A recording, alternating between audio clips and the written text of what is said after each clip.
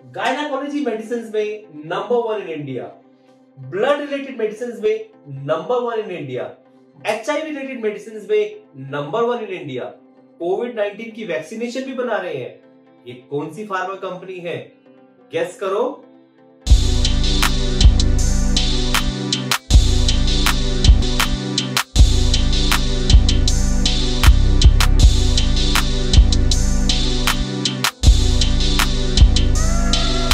हाय, मैं हूं मोहित Munjal from directorsinvestments.com। इस वीडियो के थ्रू मैं आपको बताऊंगा एमक्योर फार्मा के बारे में। जी हां, ये वही कंपनी है जिसके बारे में अभी आपसे मैंने बहुत सारे क्वेश्चंस पूछे। एमक्योर फार्मा अपना एक आईपीओ लेके आ रहा है 4,500 करोड़ रुपए का। इसका लॉन्च डेट अभी नहीं आया है, वो मैं आपको एक नेक्स्ट वीडियो के थ्रू बताऊंगा। Emcure pharma is the 12th largest pharma company in India और इसके जो 3 सेगमेंट्स हैं, gynaecology, HIV and blood related, इसमें इनका जो मार्केट शेयर है वो सबसे ज्यादा है and it stands eight number 1 in India. Gynaecology में इसका जो मार्केट शेयर है वो है 11.85%, HIV में 51.5% एंड ब्लड रिलेटेड में समवेयर अराउंड 10.26%। सो इनका जो मार्केट शेयर इन 3 सेगमेंट्स में है इतना अच्छा है कि दे स्टैंड्स नंबर 1 इन इंडिया। इस ग्राफ को अगर आप देखेंगे देन यू कैन रियलाइज कि इनके जो टॉप 10 में है अप्रोक्सीमेटली 6 सेगमेंट्स है जिसके अंदर इनका टॉप 10 में आता है एंड टॉप 3 में इनके जो 3 सेगमेंट्स मैंने बताए। एमक्योर एक बहुत ही प्रॉमिसिंग फार्मा कंपनी है जिसका अप्रोक्सीमेटली 70 कंट्रीज में रीच है। इसका यूरोप एंड कनाडा में बहुत बड़ा फोकस है। ये आज की डेट में कोविड-19 वैक्सीनेशन भी बना रहा है। So Emcure pharma is one company which you can look forward for understanding and investment in this particular IPO. जो भी मैं कंटेंट्स इस कंपनी के बारे में बताऊंगा वो सिर्फ एजुकेशनल पर्पस के लिए है। आपका इस आईपीओ में इन्वेस्ट करने का डिसीजन आपका होगा। इस कन्वर्सेशन के बाद मैं आपको बताऊंगा इस कंपनी के स्ट्रेंथ्स के बारे में एंड इसके वीकनेस के बारे में। However the decision of investments lies with you. इनकी स्पेसिफिक है गायनाकोलॉजी। गायनाकोलॉजी में ये अगर आप कुछ मेडिसिन देखेंगे, इनके नाम देखेंगे, then you can correlate that they are available in each and every counter in India. HIV related में इनके कुछ स्पेसिफिक ब्रांड्स हैं जो कि सब जगह प्रेवलेंट है, very good medicine. And blood related में जो इनकी मेडिसिन है they are available at every counter, every hospital. So ये तीनों सेगमेंट्स के अगर आप ब्रांड्स देखेंगे then you can correlate, yes this is a very promising and very good company.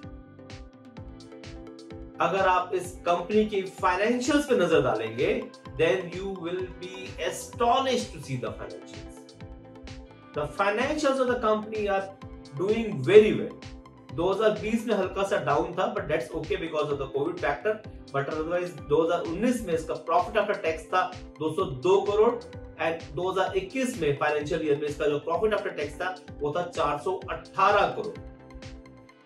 सो आप ये प्रॉफिट आफ्टर टैक्स की बात कर रहा हूं जो कि ऑलवेज पॉजिटिव है for the last 3 financial years and they are in very good shape. इस कंपनी के जो मेन कॉम्पिटिटर्स है वो है सिप्ला, एल्केम एंड एबट।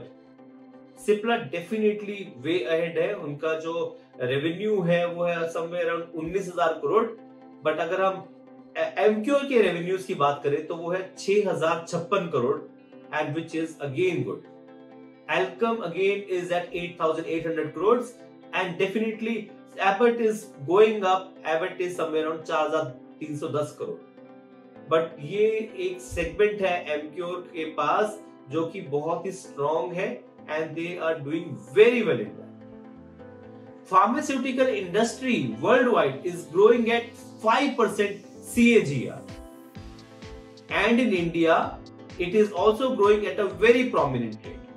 आज की डेट में जो इंडिया का फार्मास्यूटिकल इंडस्ट्री का साइज है वो है 42 billion US dollars and it is expected to touch 65 billion dollars by 2024 and approximately 130 billion dollar by 2030।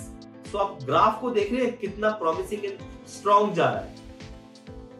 सो इसका मतलब अगर इंडस्ट्री का सेगमेंट बढ़ रहा है, इंडिया का सेगमेंट बढ़ रहा है, तो डेफिनेटली उनकी जो एंसिलरीज है, उनकी जो कंपनीज है, उनका भी ग्रोथ बढ़ेगा, which is like Emcure in this case. तो एमक्योर का भी ग्रोथ प्रोस्पेक्ट बहुत ही पॉजिटिव दिख रहा है एंड स्पेशली इन 3 सेगमेंट्स में जो ये नंबर 1 है, इनको ये सस्टेन कर रहे हैं बहुत टाइम से। सो इट मींस डेफिनेटली ये कंपनी के जो पास जो स्ट्रेंथ है मेडिसिन की, that is very good. Emcure India का जो ग्रोथ रेट है वो है 14% CAGR, जबकि इंडस्ट्री ग्रो करी है 5% से, Emcure India is growing at 14%। Emcure India के पास अप्रोक्सीमेटली 14 मैन्युफैक्चरिंग यूनिट्स है and that is spread across different states, Maharashtra, Gujarat, Sikkim, Jammu, इन सब स्टेट्स में इनके मैन्युफैक्चरिंग प्लांट्स। एक बहुत ही चीज अच्छी लगी है इस कंपनी के बारे में, वो आप इस ग्राफ को देखेंगे then you can itself understand, वो है इसका scatteredness of revenue. Scatteredness of revenue का मतलब है कि इनका रेवेन्यू एक सेगमेंट से नहीं आ रहा या इन 3 सेगमेंट से नहीं आ रहा, इनका जो रेवेन्यूज आ रहा है वो स्प्रेड है across different segments. And yes, इनका रेवेन्यू खाली इंडिया से कन्फाइंड नहीं है, इंटरनेशनल से भी आ रहा है। 2021 के अगर आप फिगर्स देखेंगे then you will be surprised कि इसका जो रेवेन्यू इंडिया से आया वो है 49.8% और जो इंटरनेशनल से आया वो है 50.1%। सो आप सोच सकते हैं कि इसका रेवेन्यू स्प्रेड है। It's not only Indian markets, it's across the globe. So जहां पे बाइफर्केशन हो जाए वहां पे रिस्क कम हो जाता है। सो इसका मतलब अगर एक सेगमेंट की एक मेडिसिन अगर ड्रग अथॉरिटीज की वजह से रिजेक्ट हो गई या कुछ हो गया तो कुछ ज्यादा फर्क नहीं पड़ेगा, बिकॉज इनका रेवेन्यू स्प्रेड है। सो डेफिनेटली ये एक बहुत ही बड़ा स्ट्रेंथ है इस कंपनी का। कुछ रिस्क भी है इस कंपनी के and one of the biggest risk is their competition. मैंने आपको ऑलरेडी बताया इसका कंपटीशन की 4 मेन सेगमेंट्स है and they are very strong in India and they have very deep pockets. Sustainability at number 1 position for some segments is very difficult for them and not to forget इसके 6 cup segments है जो कि top 10 में है, बाकी बहुत ही पीछे है, तो उसको ग्रो करने के लिए इनको थोड़ा सा हेल्प चाहिए। So that is one of the biggest risk. कुछ और रिस्क भी है जैसे कि इनकी R&D के लिए इनको लेकर कि R&D में कुछ इंपैक्ट आता है, कुछ नया मॉलिक्यूल नहीं आता, then definitely that will also have an impact. Third risk is supply chain. ये डिपेंडेंट है थर्ड पार्टीज पे for raw material, for delivery of goods, तो ये एक फैक्टर है। कहीं पे कुछ इंपैक्ट आता है तो डेफिनेटली कंपनीज के रेवेन्यूज में एकदम इंपैक्ट आ जाएगा। ये जो पैसा इकट्ठा करेंगे इस आईपीओ के थ्रू, ये कहां डालेंगे? इनका मेन टारगेट है इनको अपना एक डेट पे करना है समवेयर अराउंड 950 odd crores, वो इनका मेन टारगेट है। And yes, they are also going to use this money for the expansion and growth of the company and for general corporate purpose. Overall अब सब कुछ analyse करने के बाद एक चीज बिल्कुल जहन में आती है, वो ये आती है कि एक तरफ तो कंपनी ग्रो कर रही है इसके ब्लड में, HIV में और गायनेकोलॉजी डिवीजन्स में ये नंबर 1 है, और एक तरफ इनके कुछ डेट्स भी है। तो is it justifiable to invest in this IPO? Yes, it is justifiable to invest into this IPO. For listing is so definitely yes, and for long term prospect. Because इनका जो मोटो है, इनका जो डाइवर्सिफिकेशन है medicine में, business में, वो बहुत ही अच्छा है। हाँ ठीक है, ये कुछ पैसा रीपे कर रहे हैं which is okay, but definitely इनका जो प्रोस्पेक्ट है वो ये है कि they want to grow the company. Amcure, in my opinion, that you should consider this IPO for listing gains as well as for long-term investments. Again, मैंने आपको जैसे पहले बताया कि decision of investments lies with you. My job is only to brief and analyze about this IPO.